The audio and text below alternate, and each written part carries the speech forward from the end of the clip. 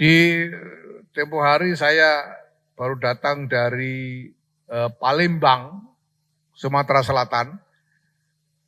Gubernurnya menyampaikan kepada saya bahwa di Palembang itu menurut survei, orang yang mengaku NU itu ada 67% dari penduduk Palembang mengaku NU. Jadi kalau kita tangkap 10 orang di jalanan di Palembang itu, yang 6 ngaku NU. Terbesar di seluruh dunia. Tetapi kebesaran ini tidak menjamin kemampuan untuk bertahan.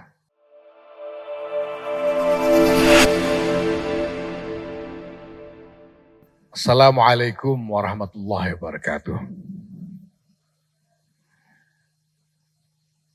Alhamdulillah wa syukurillah wassalatu wassalamu ala rasulillah Sayyidina Maulana Muhammadin ibn Abdullah wa ala alihi wa sahbihi wa mawala. Amma ba'd, yang kami hormati pengasuh Pondok Pesantren Tebu Ireng Kiai Haji Abdul Hakim Mahfuz beserta keluarga besar Tebu Ireng, Duriyah Hadratus Syekh Kiai Muhammad Hasyim Asy'ari dan Nyai Faridah hadir bersama kita di sini. Terima kasih. Yang saya hormati Menteri Koordinator Pembangunan Manusia dan Kebudayaan Profesor Dr. Pratikno. Yang saya hormati sesepuh geng Visipol UGM Kiai Haji Suem Wijaya juga hadir di sini. Pengasuh Pondok Pesantren Rejoso. Yang saya hormati jajaran pengurus Nahdlatul Ulama, khususnya dari Rabithah Ma'had Islamiyah, para kiai, para santri yang hadir.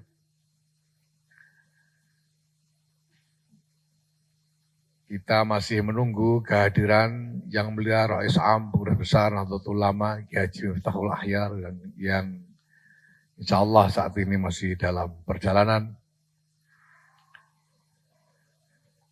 Sebagaimana tadi telah disebut oleh Kiai Hadri Arif, Ketua Rabithah Ma'had Islamiyah PBNU, bahwa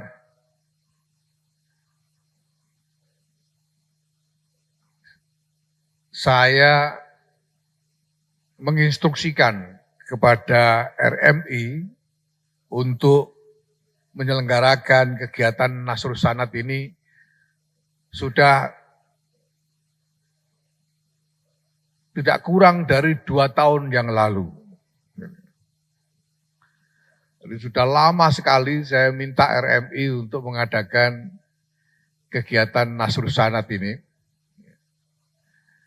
Tapi memang ada beberapa hambatan, antara lain bahwa Ketua RMI yang lama yaitu Kiai Dian Nafi wafat, kemudian digantikan oleh Kiai Hadri Arif ini. Dan saya kira hambatan yang paling mendasar adalah karena teman-teman RMI ini overthinking, terlalu banyak berpikir, sehingga tidak bisa segera terlaksana. Dan yang paling banyak dipikirkan itu saya tahu adalah soal biayanya. Sehingga 2 tahun harus menunggu terlaksananya kegiatan ini, itu pun alhamdulillah ini fadlun minallah, bahwa kemudian Pak Profesor Dr. Pratikno diangkat sebagai Menteri Koordinator Pembangunan Manusia dan Kebudayaan, dan beliau merekrut Sekretaris RMI, Saudara Ulun Nuha, menjadi salah seorang staf khususnya. Sehingga kemudian justru Menko PMK yang memicu kegiatan ini bisa langsung terlaksana hanya dalam waktu mungkin beberapa minggu belakangan ini, tidak ada 2 bulan. Alhamdulillah. Ya, walaupun ya pokoknya menterinya pokoknya ketika ditanya biayanya gimana, udah beres. Beres. Beresnya kapan? Ya nanti kita lihat. Gitu. Tapi memang Pak Pratikno ini ahli eksekusi kebijakan. Dan beliau sudah lama secara khusus dan intens membantu NU. Dan sudah kita lihat hasilnya. Jadi dulu sesudah muktamar ke-34 di Lampung, Pak Pratikno ini secara to the point minta kepada saya, beliau bilang, gimana kalau UNU Jogja ini saya garap sendiri saja. Ya silakan Mas, saya terima jadi, saya bilang.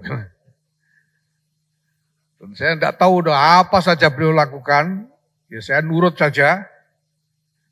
Termasuk saya di eret-eret datang ke Abu Dhabi, ketemu dengan Muhammad bin Zayed dan lain sebagainya, ketemu dengan menteri-menteri dari Uni Emirat Arab.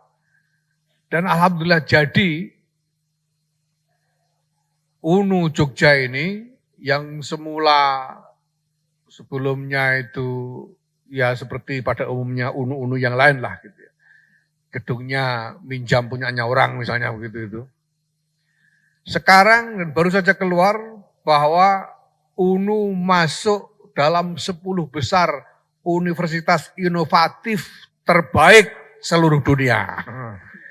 Ini karyanya Pak Pratikno dalam kurang lebih 3 tahun terakhir ini Masya Allah. Nah maka ya kita bersyukur bahwa kemudian sebagai Menko PMK beliau men-trigger terlaksananya kegiatan Nasrus Sanad ini yang kemudian digabungkan dengan agenda tentang elaborasi strategi transformasi pondok pesantren yang sedang kita bangun juga saat ini. Bapak Ibu yang saya hormati, kenapa kegiatan Nasrus Sanad ini penting? Saya sendiri ketika saya berpikir untuk menyelenggarakan kegiatan Nasrus Sanad ini, sebetulnya saya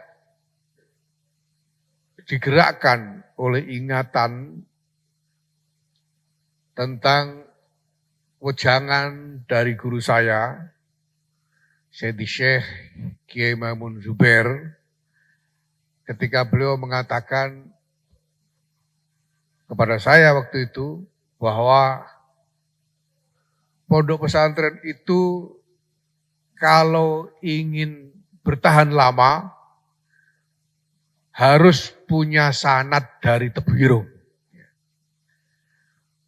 Pondok pesantren itu kalau ingin bertahan lama harus punya sanad dari Tebu Ireng. Ini daunnya Syekhina Kiai Maimun Zubair waktu itu. Sekian tahun yang lalu, sudah lama sekali. Dan dakwah itu telah memicu rasa penasaran saya, sehingga kemudian saya terus berusaha mencari pengetahuan-pengetahuan yang diperlukan untuk memahami wejangan beliau itu. Karena Kiai Maimun waktu itu dawuh seperti itu tanpa elaborasi, tanpa syarah. Pokoknya kalau ingin bertahan lama harus punya sanad dari Tebu Ireng.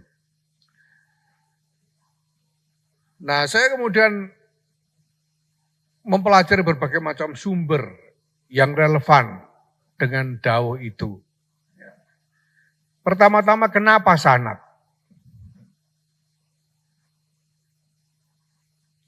Sanad ini adalah inti, tulang punggung sebetulnya dari keberadaan tradisi pesantren dan tradisi Nahdlatul Ulama. Hadratus Syekh Kiai Muhammad Hasyim Asy'ari sendiri, ketika beliau mengundang para ulama Ahlus Sunnah wal Jamaah untuk bergabung di dalam Jam'iyah Nahdlatul Ulama ini, yang beliau undang adalah ulama-ulama yang bersanad.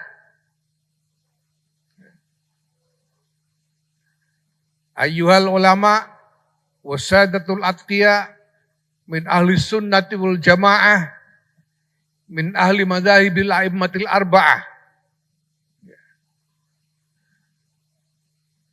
Kemudian beliau mengatakan, antum qad akhadtumul uluma mimman qablakum wa man qablakum mimman qablahu bittisalis sanadi ilaikum.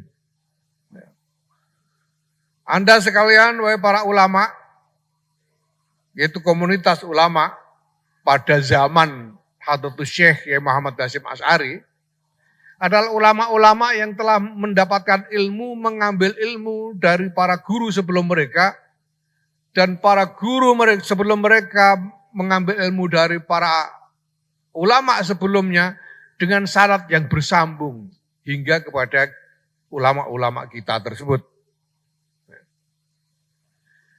Sehingga kata Hadratus Syekh, fa antum khazanatuha wa abwabuha. Maka Anda sekalian, wahai para ulama, adalah gudang-gudangnya ilmu dan pintu-pintunya ilmu. Wala ta'tul buyuta illa min abwabiha. Dan janganlah orang masuk rumah-rumah kecuali melalui pintunya. Faman atal buyuta min ghairi abwabiha summiya sariqon. Barang siapa masuk rumah-rumah tidak lewat pintu, lewat jendela atau lewat genting, orang itu dinamai pencuri.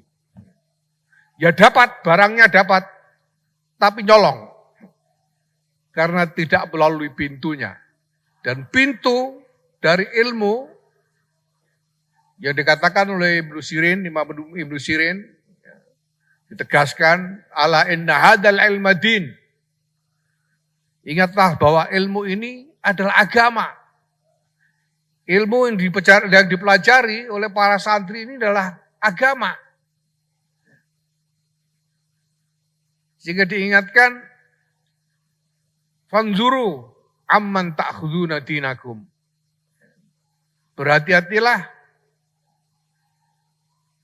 telitilah kalian semua dari siapa kalian mengambil agama kalian.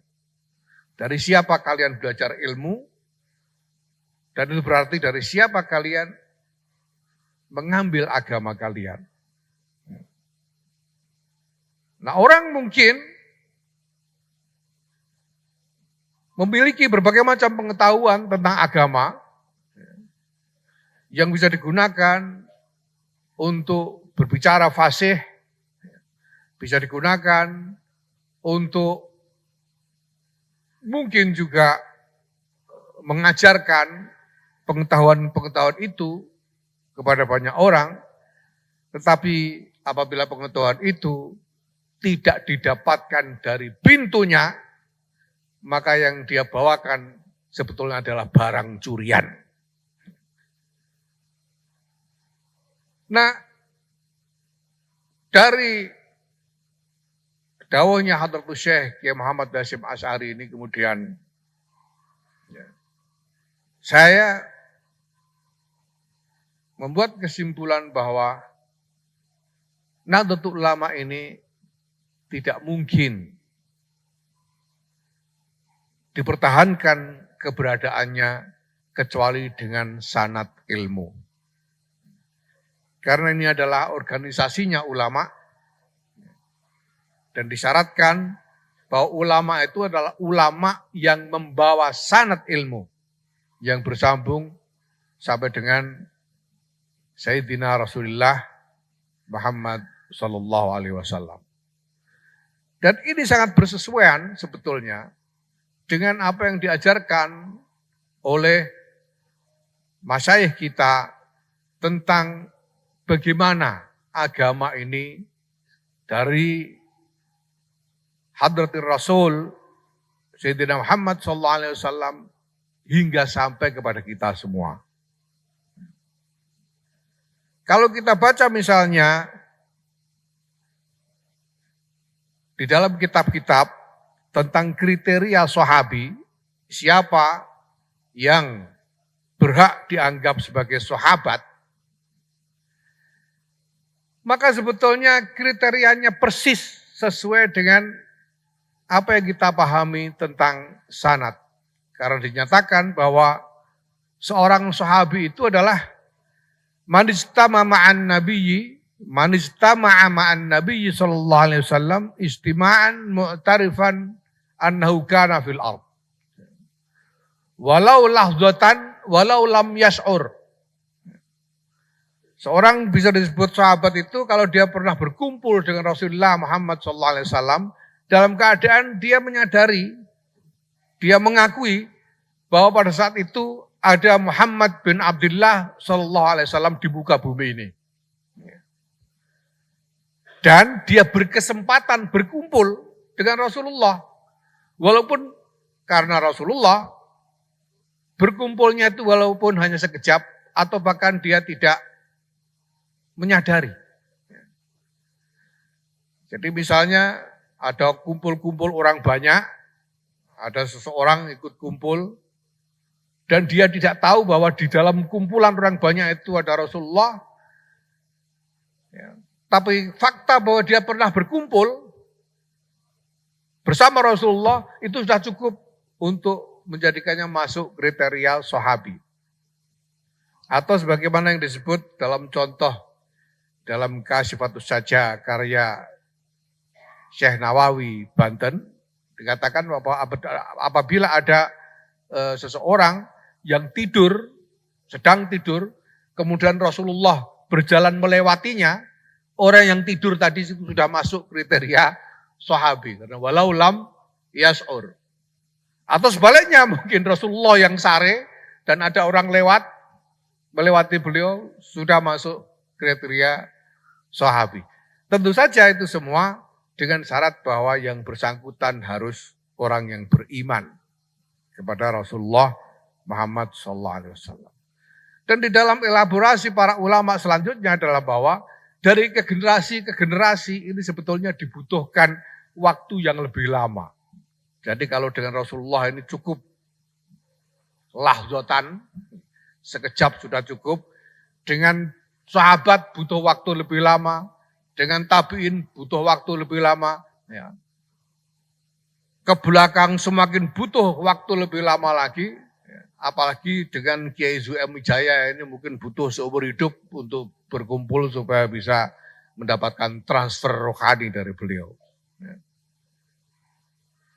Nah, wawasan ini Bapak Ibu sekalian memberikan clue kepada kita bahwa agama ini bukan hanya soal kognisi, bukan hanya soal pengetahuan akli saja. Tapi pengetahuan ini agama ini sebetulnya pada hakikatnya yang paling penting justru adalah transmisi rohani. Dan transmisi rohani itu tidak dapat diterima, tidak dapat terjadi kecuali dengan bersambungnya sanad sampai kepada sumber dari agama itu sendiri, yaitu Rasulullah Muhammad SAW yang menerima langsung dari Jibril, langsung dari Allah Subhanahu wa Ta'ala. Maka Bapak Ibu yang kami hormati, di tengah-tengah berbagai dinamika masyarakat yang sangat mempengaruhi kehidupan pesantren dan juga sangat mempengaruhi kehidupan Jamiah Nahdlatul Ulama ini. Kita memang dituntut untuk berpikir dan segera menemukan kesimpulan-kesimpulan tentang apa yang harus kita lakukan menghadapi dinamika seperti ini. Kita tahu bahwa yang paling mencolok dan paling konsisten, paling lumintu terjadi terus-menerus di tengah-tengah masyarakat ini adalah perubahan-perubahan. Sampai ada filsuf di masa lalu mengatakan bahwa yang abadi adalah perubahan. Bahwa di dunia ini tidak ada yang abadi adalah perubahan. Karena perubahan terjadi terus-menerus. Apa yang sekarang ini tidak ada, belum tentu, belum pernah ada. Ada dulu banyak yang pernah ada yang sekarang sudah tidak ada karena punah. Maka yang sekarang ada ini belum tentu akan terus ada. Karena bisa saja mengalami kepunahan sebagaimana yang dialami oleh berbagai wujud makhluk yang dulu pernah ada dan sekarang hilang. Di tengah-tengah keadaan yang demikian, Bapak Ibu, apabila kita sungguh yakin bahwa Nahdlatul Ulama ini, bahwa thariqah pondok pesantren Nahdlatul Ulama ini memang thariqah diniyah yang sungguh-sungguh dibutuhkan oleh umat, kita harus terus berpikir bagaimana agar thariqah diniyah ini dan Jam'iyah Nahdlatul Ulama ini sekaligus bertahan hidup di tengah perubahan yang seperti apapun yang harus dialami di tengah-tengah masyarakat. Apalagi dewasa ini ketika akumulasi teknologi telah sedemikian rupa, sementara nature dari teknologi itu sendiri adalah bahwa semakin besar akumulasi yang terjadi di dalam teknologi itu, maka semakin cepat juga perubahan-perubahan yang bisa dipicu oleh teknologi itu. Kita tahu hari-hari ini teknologi berubah dengan cepat sekali dan langsung mempengaruhi kehidupan masyarakat. Saya ingat betul dulu tahun 90-an itu hampir tidak ada orang yang punya handphone seperti hari ini. Kiai Zuem itu tahun 90-an kalau mau nelpon harus ke wartel. Itu aja tidak semua orang bisa ditelepon karena tidak semua punya pesawat telepon di rumahnya. Apalagi kalau kita lihat sejarah yang lebih lama tahun 60-an. Mungkin agak menarik kalau saya ceritakan di sini. Jadi ayah saya menikah dengan ibu saya itu tahun 1964. Ayah saya Rembang, ibu saya di Solo, Surakarta. Kemudian ibu saya ikut tinggal di Rembang bersama ayah saya. Pada waktu itu pesawat telepon masih langka sekali. Itu masih pesawat yang harus diongkel gitu. Lalu diangkat dan di seberang ada yang nanya mau disambungkan kemana. Nah baru kita ngomong mau disambungkan ke sini. Lalu ada yang nyambungkan baru bisa tersambung. Pesawat telepon waktu itu. Di Rembang yang punya pesawat telepon macam itu cuma 2 rumah. Yang satu di rumahnya Bupati Rembang. Dan satunya lagi di rumahnya Kiai Bisri Mustafa, kakek saya karena anggota MPRS waktu itu.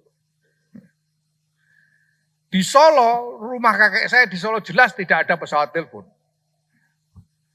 Tetapi ada yang punya pesawat telepon di seberang jalan rumah kakek saya. Yaitu di kantor DPC Partai Komunis Indonesia. Sehingga kalau ibu saya ingin menelpon kakek saya, yang ditelepon adalah kantor DPC PKI. Kemudian minta tolong mau bicara dengan Pak Kiai Soeburi, lalu pengurus DPC PKI-nya ini yang menyeberang jalan memberitahu kakek saya untuk menerima telepon itu di kantor PKI. Itu tahun 60-an. Tahun 90-an udah cukup banyak pesawat telepon, itu pun tapi belum semua juga memiliki pesawat telepon. Sekarang semua orang pegang handphone. Dan handphone itu sendiri sudah menjadi gadget yang semakin lama semakin smart. Semakin lama semakin pinter. Sehingga jadi lebih pinter daripada yang punya. Dan terus-menerus berkembang dengan cepat sekali perubahan-perubahan itu terjadi. Nah, di tengah semua ini jelas bahwa tantangan untuk bertahan bagi pesantren dan bagi Jam'iyah Nahdlatul Ulama ini menjadi semakin besar. Mengingat perubahan yang begitu terakselerasi seperti saat ini. Bagaimana kita harus bertahan di tengah-tengah perubahan itu? Kita tahu Bapak Ibu bahwa yang mampu bertahan itu belum tentu yang paling kuat. Belum tentu yang paling besar. Nahdlatul Ulama ini sekarang sudah menjadi organisasi muslim terbesar di dunia. Bukan cuma di Indonesia. Di dunia. Dengan konstituensi menurut survei terakhir 57,6% dari seluruh populasi Indonesia. Itu berarti 57,6% dari sekurang-kurangnya 285 juta jiwa di Indonesia. Ini ngaku NU. Kalau di Jombang ini mungkin ya paling enggak 9 dari 10 orang di Jombang ini ngaku NU lah kira-kira. Di tempo hari saya baru datang dari Palembang, Sumatera Selatan. Gubernurnya menyampaikan kepada saya bahwa di Palembang itu menurut survei orang yang mengaku NU itu ada 67% dari penduduk Palembang mengaku NU. Jadi kalau kita tangkap 10 orang di jalanan di Palembang itu, yang 6 ngaku NU. Terbesar di seluruh dunia. Tetapi kebesaran ini tidak menjamin kemampuan untuk bertahan.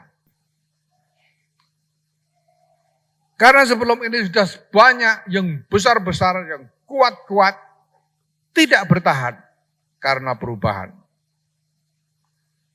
Kita semua sudah mendengar, walaupun tidak menangi, tidak ikut mengalami. Dulu ada makhluk namanya dinosaurus. Yang besarnya luar biasa. Sekarang sudah tidak ada. Punah, tidak mampu bertahan. Akibat apa? Akibat dari perubahan ekosistem. Sehingga tidak mampu bertahan dan punah. Dinosaurus itu. Tapi ada makhluk yang sangat remeh, bahkan mungkin menjijikkan buat kita. Dari zaman dinosaurus sampai sekarang masih ada bertahan. Itu yang kita temui di toilet-toilet kita itu. Yang namanya kecoa itu. Itu zaman dinosaurus sudah ada. Dan sampai sekarang masih bertahan hidup. Ada juga, saya tidak tahu di sini namanya apa. Kalau di Rembang orang menyebutnya kuangwung. Itu serangga terbang yang besar jempol. Biasanya dia hinggap di pohon-pohon kelapa itu. Itu juga, itu hewan purba. Dari zaman purba sampai sekarang bertahan. Ini makhluk-makhluk yang kelihatan remeh dan lemah, justru bertahan. Apa yang menjadi kunci dari kemampuan bertahan itu?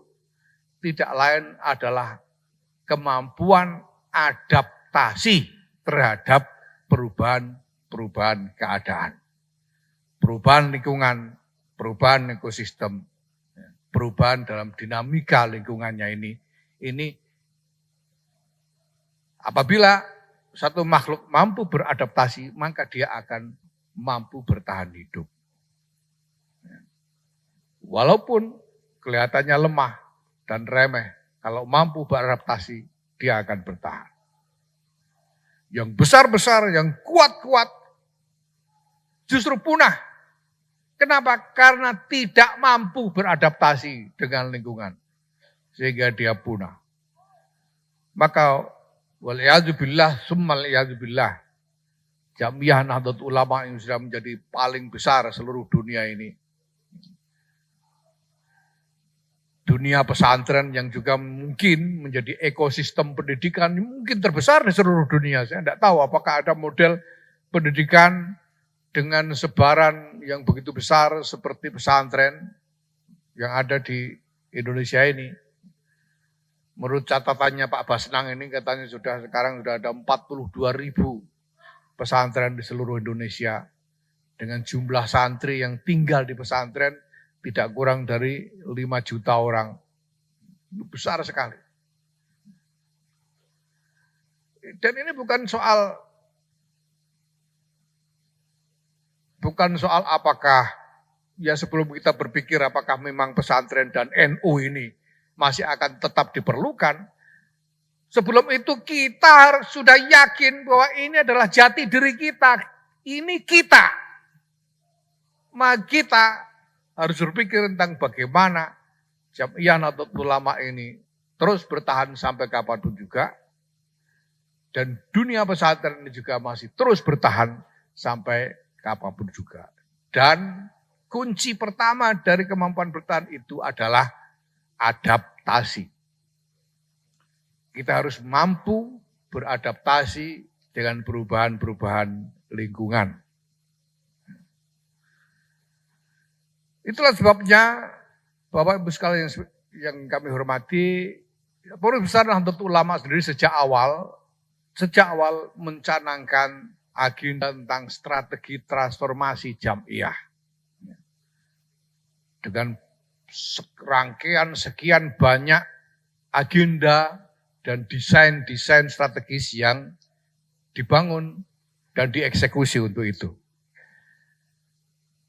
Tadi saya cerita kepada Pak Menko bahwa Wakil Ketua Umum Kiai Amin Said Husni kebetulan tidak ikut hadir hari ini.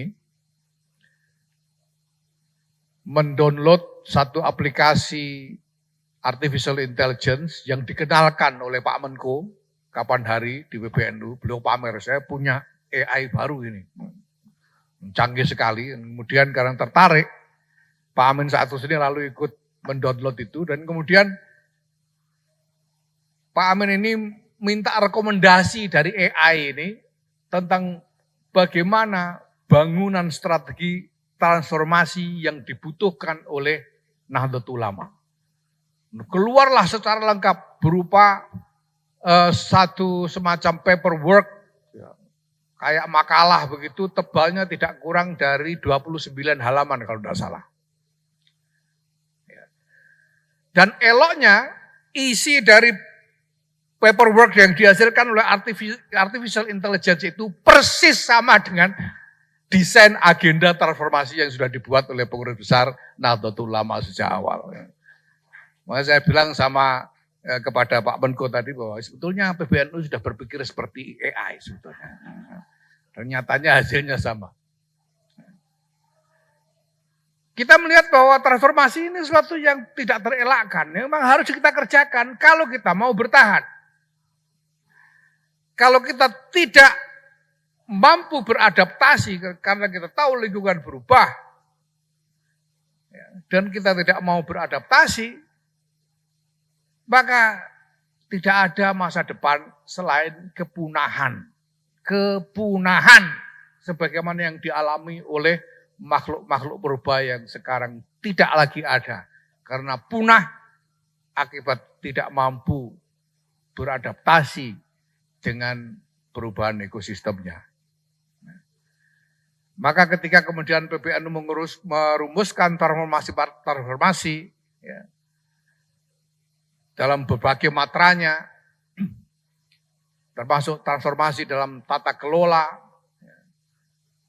transformasi di dalam agenda-agenda, dan juga transformasi di dalam positioning, di dalam penempatan posisi NU di tengah keseluruhan konstelasi kemasyarakatan kita, termasuk di dalam politik. Itu semua adalah tuntutan-tuntutan dari perubahan dinamika masyarakat yang mengharuskan kita beradaptasi dengan mentransformasikan diri. Demikian juga pesantren. Belakangan ini kita mendengar semakin banyak laporan tentang masalah-masalah yang muncul di lingkungan pesantren ya, terkait dengan perundungan-perundungan. Ya. Mulai dari perundungan fisik bahkan sampai ke Masya Allah ya, perundungan seksual. PBNU sudah sejak 1,5 tahun lalu membentuk Satgas khusus tentang ini.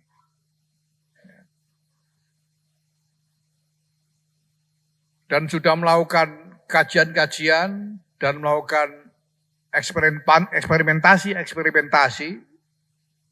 untuk mendorong agar pesantren-pesantren mampu mengatasi masalah-masalah ini. Nah, sejauh ini dari apa yang sudah dilakukan oleh Satgas penanganan kasus-kasus perundungan di pesantren yang dibentuk oleh PBNU itu, kita melihat bahwa akar dari persoalan adalah kegagapan pesantren. Kegagapan pesantren di dalam beradaptasi dengan lingkungan yang baru sekarang ini. Banyak orang di kalangan pesantren sampai hari ini masih berpikir bahwa pesantren itu yang ada hari ini itu juga cukup dibuat dengan cara dan dengan model yang sama seperti pesantren-pesantren di masa lalu. Bahkan menganggap bahwa kalau model yang dulu pernah ada dirubah-rubah, itu akan berkurang barokahnya. Misalnya itu ada keyakinan seperti itu. Sehingga semangatnya itu bertahan seperti masa lalu. Bertahan apa adanya misalnya. Sampai ini juga saya mendapat laporan dari Pak Menko, Pak Pratikno yang orang asli Bojonegoro ini. Beliau menyampaikan kepada saya di Bojonegoro itu sekarang menjamur pesantren-pesantren kecil-kecil yang sebetulnya adalah ya seorang ustadz, kiai yang kemudian menerima murid sejumlah orang, makin lama makin banyak, dan karena dia tidak punya fasilitas, semuanya ditampung di rumahnya sendiri. Sehingga berkumpul, berjubel-jubel di satu rumah. Saya tidak tahu, Pak Pratikno belum menyampaikan kepada saya apakah itu santri-santri putri saja, putra saja, atau campur putra-putri itu yang satu rumah semuanya itu. Ini Masya Allah. Nah di tengah kehidupan seperti itu, ini jelas bahwa hal-hal yang tidak diinginkan sangat mungkin bisa terjadi karena lingkungan yang memang sangat tidak memadai untuk hidup dengan baik. Bahkan di pesantren-pesantren besar kita masih melihat fenomena ya, kurangnya standar kehidupan santri di dalam lingkungan pesantren itu. Di Lirboyo yang santrinya sudah lebih dari 20.000 orang itu ada komplek-komplek yang kamarnya satu kamar mungkin 4 kali 4 meter diperuntukkan untuk 60 sampai 70 orang santri. Sehari-hari banyak santri-santri yang mereka terpaksa, ya karena kamar begitu terbatas, tidak bisa dipakai untuk tidur. Mereka harus tidur di langgar, di masjid, di emper-emper kelas, dan lain sebagainya. Ini masih banyak kita dapati di pesantren-pesantren kita. Ini berarti bahwa secara fisik, standar kehidupan dari santri-santri ini memang harus diperbaiki. Padahal Bapak Ibu sekalian, pesantren itu dalam dirinya sendiri sebetulnya sudah menyanggah beban yang berat sekali. Lepas dari standar infrastruktur fisik yang diperlukan. Tempo hari sebetulnya dalam rangkaian peringatan Harlah NU ke-102 sudah sempat diselenggarakan satu konferensi tentang transformasi pesantren ini. Salah satunya di UIN Sunan Kalijaga di Jogja. Dan pada kesempatan itu saya sudah berbicara secara komprehensif dan tuntas tentang masalah ini. Antara lain saya singgung bahwa di pesantren itu kita menampung anak-anak usia adolescence, anak-anak usia remaja, ini usia yang paling sulit dalam perkembangan seorang anak manusia, itu usia adolescent, usia yang paling problematis. Mereka harus kita ajak tinggal bersama bertahun-tahun di dalam satu kompleks. Ini sebenarnya sudah beban yang luar biasa berat. Nah ini semua harus kita address, harus kita tangani, harus kita temukan. Bagaimana caranya dunia pesantren ini mampu mengembangkan diri ya, agar beradaptasi dengan perubahan-perubahan ini. Dulu pesantren tadi saya singgung di depan jurnalis. Pesantren merupakan wahana komunitas. Di mana segala sesuatu disengkuyung oleh komunitas. Dulu itu Hadratus Syekh saya kira pada zaman beliau dulu, mungkin beliau tidak harus memikirkan sendiri. Bagaimana kondisi infrastruktur yang ada di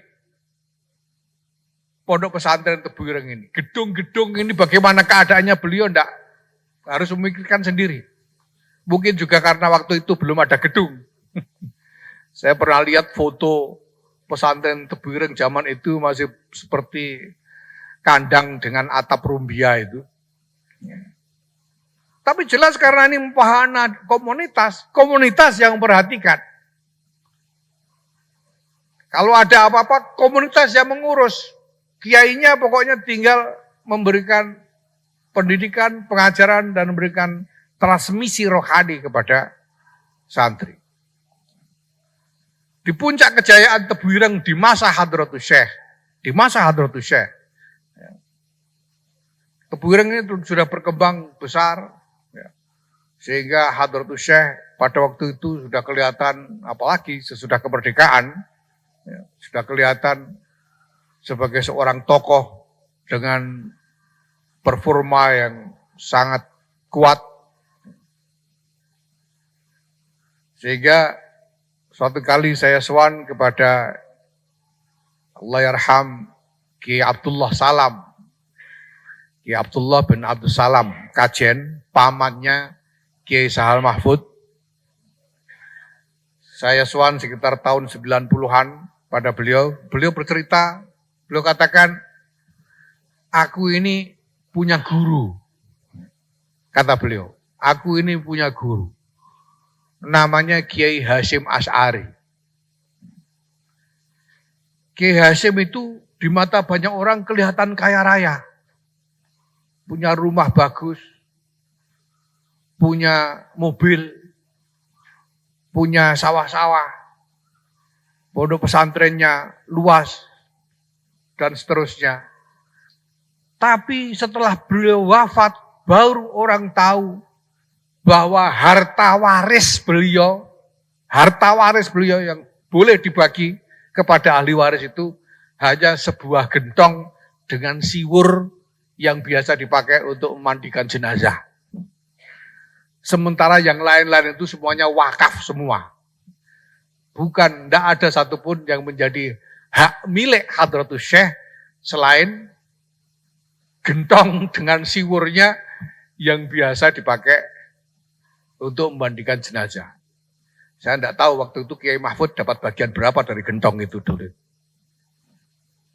Karenanya itu hak milik beliau yang bisa diwariskan. Dan ini masuk akal karena keseluruhan keberadaan pesantren itu adalah wahana komunitas. Sehingga komunitas yang menyengkuyung semuanya. Nah, keadaan yang seperti ini tidak kita dapati lagi hari ini. Dari komplek Pondok Pesantren Tebireng ini kalau kita tengok kanan kirinya, kita tidak menemui lagi komunitas seperti pada zaman Hadratus Syekh yang menyengkuyung keberadaan Pondok Pesantren Tebireng. Maka kiai zaman akhir ini memang ya luar biasa.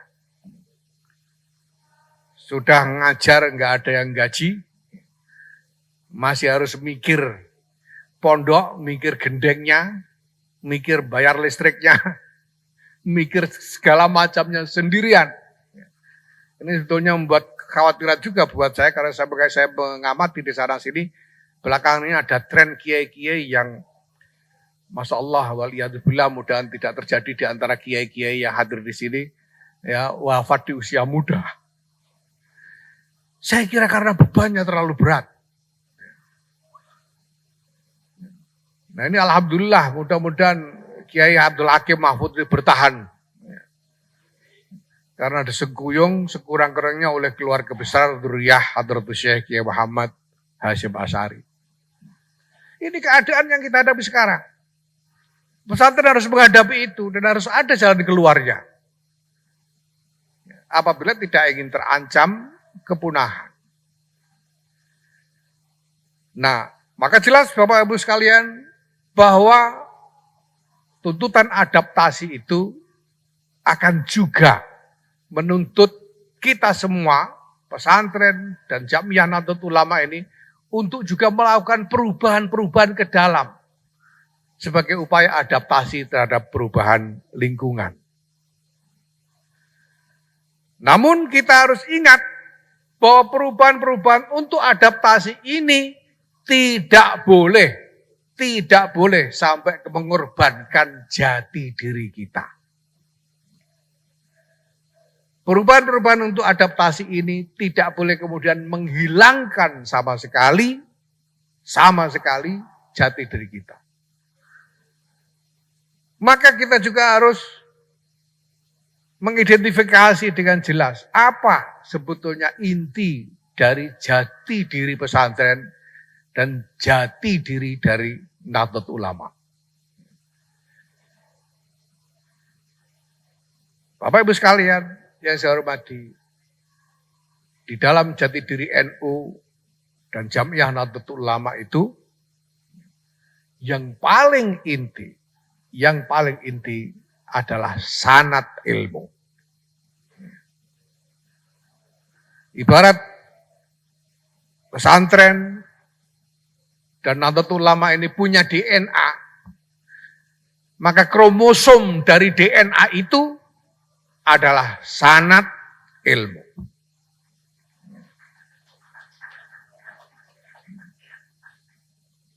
Karena di dalam Nahdlatul Ulama dan di dalam dunia pesantren ini orang harus beramal berdasarkan ilmu. Tidak boleh ngawur. Amal yang tanpa ilmu itu mardud, tertolak. Amal harus berdasarkan ilmu. Dan berilmu harus dengan guru. Karena ilmu ini adalah agama. Maka di dalam kitab-kitab dinyatakan bahwa bahkan tidak boleh berguru kepada orang yang tidak diketahui punya guru. atau orang yang tidak diketahui pernah belajar, pernah mengaji. Itu tidak boleh. Kenapa? Karena berilmu itu harus dengan guru dan guru harus dengan sanad, harus bersanad. Yang sambung sampai kepada hadratir Rasul Sayyidina Muhammad sallallahu alaihi wasallam. Karena ini soal agama. Dan agama bukan hanya soal pengetahuan kognitif, pengetahuan akli saja, tapi juga soal transmisi rohani. Bagaimana agar secara rohani kita semua sebagai mukminin, apalagi sebagai pembawa ajaran-ajaran agama, sebagai pendidik agama, kita harus bersambung secara rohani dalam silsilah sanad kita sampai kepada hadratir Rasul Sayyidina Muhammad sallallahu alaihi wasallam. Nah, kenapa tebu ireng? Kenapa Kiai Maimun Zubair mengatakan bahwa harus punya sanad dari tebu ireng? Bapak Ibu yang kami hormati, dulu pada zaman tebu ireng ini, pada masa lalu, dunia pesantren ini punya 3 tempat yang dianggap sebagai, kalau di sini mungkin sekarang istilahnya ma'had ali. Tapi dulu dianggap sebagai semacam pesantren paripurna. Santri-santri pada masa-masa sekitar akhir abad ke-19 sampai dengan menjelang pertengahan abad ke-20, pertigaan abad ke-20, setelah menyelesaikan pelajaran di pesantren-pesantren yang ada di mana-mana, mereka biasanya selalu menyempurnakan belajarnya di 3 pesantren yang dianggap sebagai pesantren paripurna pada waktu itu. Yang pertama adalah pesantren di Termas di bawah asuhan Kiai Dimyati, yang pada waktu itu diakui sebagai pesantren fikih yang paling unggul pada masanya. Sehingga para santri senior pada waktu itu mengejar penyempurnaan studi fikihnya semuanya di pesantren Termas di bawah asuhan Kiai Dimyati. Yang kedua adalah pesantren di Kasingan Rembang di bawah asuhan Kiai Khalil bin Harun yang diakui sebagai tempat pembelajaran ilmu-ilmu alat yang paling paripurna pada masanya. Sehingga semuanya kemudian juga belajar menyempurnakan ilmu alat di pondok pesantren Kasingan Rembang ini. Saya tahu dari riwayat-riwayat yang saya dapatkan bahwa para kiai dari generasi kakek saya, Kiai Bisri Mustafa, Kiai Ali Maksum, Kiai Hamid Pasuruan, Kiai Bakhrus Ali, dan lain-lain, semuanya bertemu di pesantren-pesantren ini. Di Termas, kemudian di Kasingan Rembang, dan satu lagi yang dianggap justru paling utama dari ketiganya, yaitu di pondok pesantren Tebu Ireng di bawah asuhan Hadratus Syekh Kiai Muhammad Hasyim Asy'ari. Kenapa Tebu Ireng menjadi paling penting? Kenapa Hadratus Syekh Kiai Muhammad Hasyim Asy'ari ini menjadi yang paling penting, paling diutamakan? Karena beliau ini adalah seorang muhaddis, seorang musnid. Beliau memegang sanad yang bersambung sehingga bertemu langsung kepada Hadratir Rasul Sayyidina Muhammad sallallahu alaihi wasallam. Maka semua kiai-kiai pada masa itu semuanya mewajibkan diri untuk mendapatkan sanad hadis dari Hadratus Syekh Kiai Muhammad Hasyim Asy'ari dari Tebu Ireng.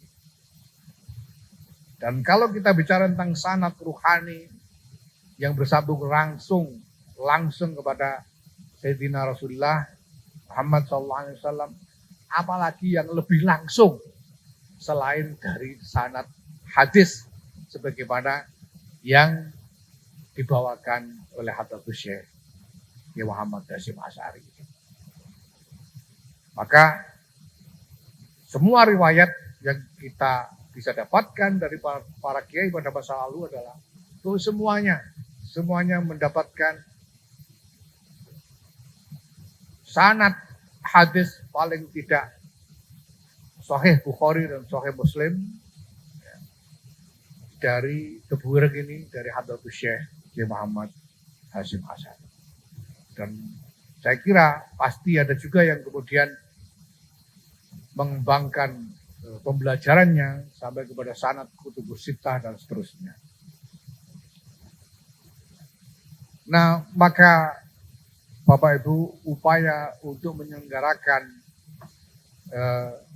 kegiatan kita sampai 2 minggu depan ini adalah satu upaya simultan antara memelihara DNA pondok pesantren, ilmu pesantren, yaitu sanad ini, dan sekaligus mengajak para pengampu pesantren, para kiai, gus-gus ini berpikir tentang bagaimana pesantren harus bisa bertransformasi agar beradaptasi dengan perubahan lingkungan dan bertahan ila yaumil qiyamah insyaallah. Allahumma amin. Ini adalah upaya yang sangat besar dan kita ingin lakukan dengan seserius mungkin. Itu sebabnya dilakukan sampai 2 minggu.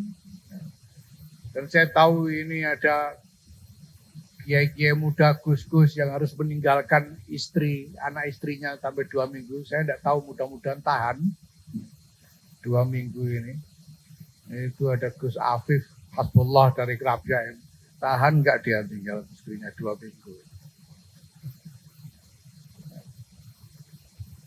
Kenapa? Karena kita ingin bahwa ijazah sanad ini sungguh-sungguh dilakukan bidirosah. Bukan hanya bidiroyah, bukan hanya asal memberi ijazah sanadnya saja, tapi bidirosah. Sehingga nanti Kiai Muhammad Soekarto Abdul Aziz dan mungkin para qori yang lain akan membacakan Sahih Bukhari dan Sahih Muslim itu dari awal sampai akhir dengan para peserta menyimak sebelum kemudian diijazahkan sanadnya. Dan saya juga meminta ditambahkan dalam hal ini karena semua kiai yang pernah saya temui semuanya mengamalkan yaitu ijazah sanad musalsal bil awwaliyah. Saya yakin bahwa Hadratus Syekh Kiai Muhammad Hasyim Asy'ari juga pasti pada waktu itu mengijazahkan sanad musalsal bil awwaliyah ini kepada santri-santri beliau. Harapan kita adalah bahwa pesantren-pesantren yang ada nantinya dengan wakil dari 50 pesantren ini kita punya modal untuk menyebarkan sanad ini lebih luas di masa depan. Sehingga mudah-mudahan 42.000 pesantren seluruh Indonesia, dan kalaupun mau bertambah silakan bertambah berapa saja nanti, semuanya memegang sanad dari Tebuireng, dari Hadratus Syekh Kiai Muhammad Hasyim Asy'ari. Jika tersambung secara ruhani semuanya. Dan ini menjadi modal kita untuk bertahan sebagai mandat rohani dari dinul Islam yang dibawakan oleh Sayyidina Rasulullah Muhammad SAW.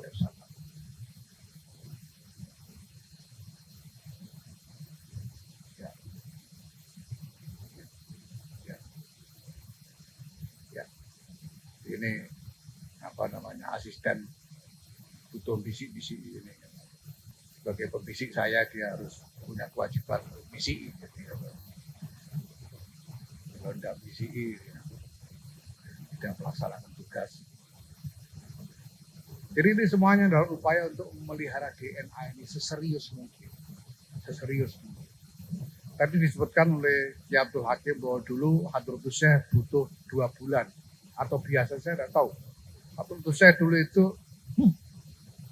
Saya mendapat riwayat misalnya dari kakek saya sendiri, Kiai Bisri Mustafa, bahwa beliau mendapatkan ijazah sanad Bukhari Muslim dari Hadratus Syekh itu dalam waktu 20 hari. Saya tidak tahu bagaimana caranya waktu itu.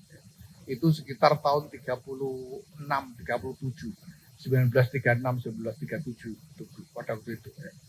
Lalu belakangan katanya butuh 2 bulan. Butuh 2 bulan. Nah,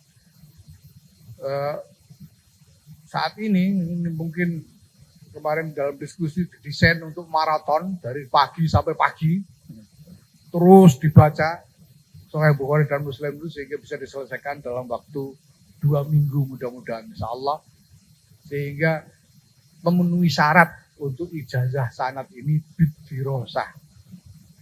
Sehingga nanti para peserta kalau sudah mendapatkan ijazah ini masing-masing berhak untuk menyampaikan hadis-hadis di dalam Sahih Bukhari Muslim itu dengan mengatakan haddatsana.